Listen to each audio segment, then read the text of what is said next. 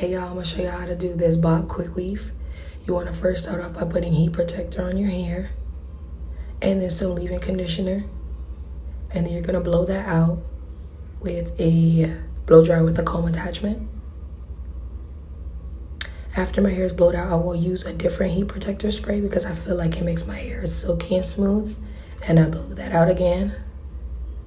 And here's my braid down pattern. You need 2 anchor braids going around the perimeter. Make sure that they're smaller than the ones that I have. And then this is what I'm going to be using to grease my scalp. I mixed them together and used that. Now you want to put that liquid protectant all over your hair. But you don't want to put it on the perimeter braids.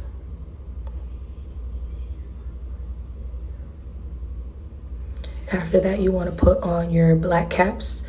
I use 2 for more security. And then press it down. Now you want to sew with needle and thread around the perimeter. And then you also want to put bonding glue around the perimeter. Then you're going to go ahead and blow dry your hair on cool. Once that's dry, use a scissor to cut the excess cap off. I use an eyebrow razor to cut out that part around where my hair is so I don't end up cutting my hair.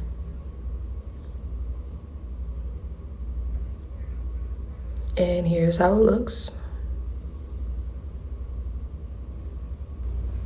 So you're gonna need 2 packs of hair, one 10-inch that's gonna be at the bottom, and a 12-inch.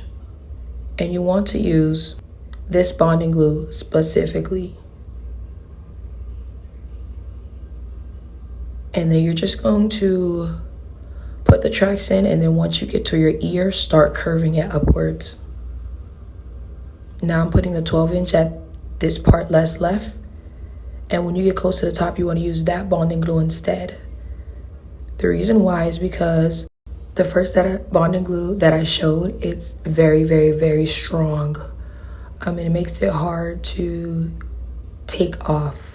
So towards the top, when you know you're going to be gluing some of the hair on your actual hair, you want to use the other bonding glue, which is easier.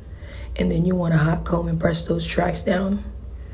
Now, as you can see, I'm just using an eyebrow razor to make a cut. This will thin out the ends a little bit. And then I'm cutting straight across and point cutting the ends. And now I'm going back with the flat comb to try to make that top flat. Again, the top would be flatter if you have smaller anchor braids. Now I'm using my wax stick and my hot comb to hot comb my hair.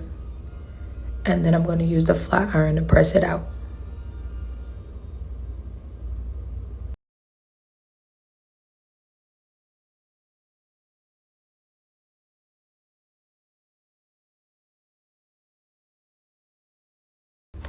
My hair is very thick, so I did have to go over it like 2 additional times.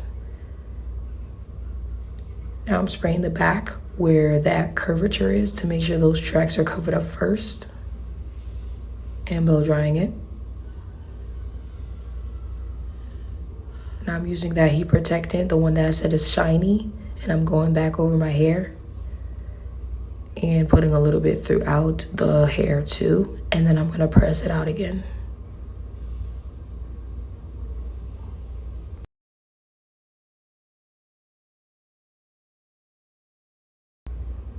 I'm just going section by section with my flat iron and pressing that out.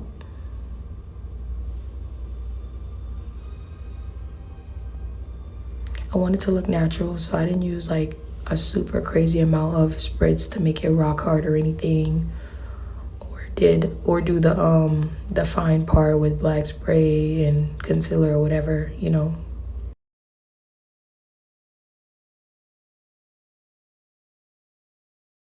And I just did a light bump, you know, I didn't go in detail to do a full bump. There got my roommate, she did her hair too, period. Everybody say, hey, Remy. But yeah, we were in a rush, so I didn't get to do like a full-on bump.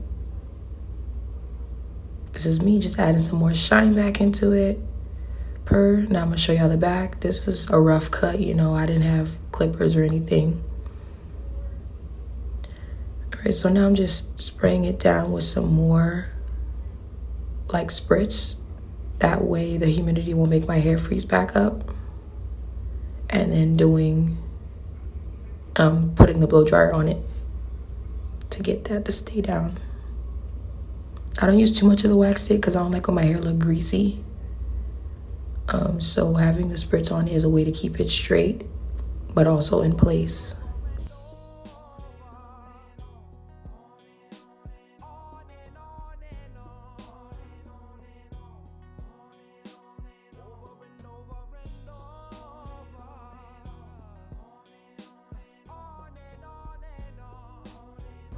And here's the end result. Thanks for watching. Bye.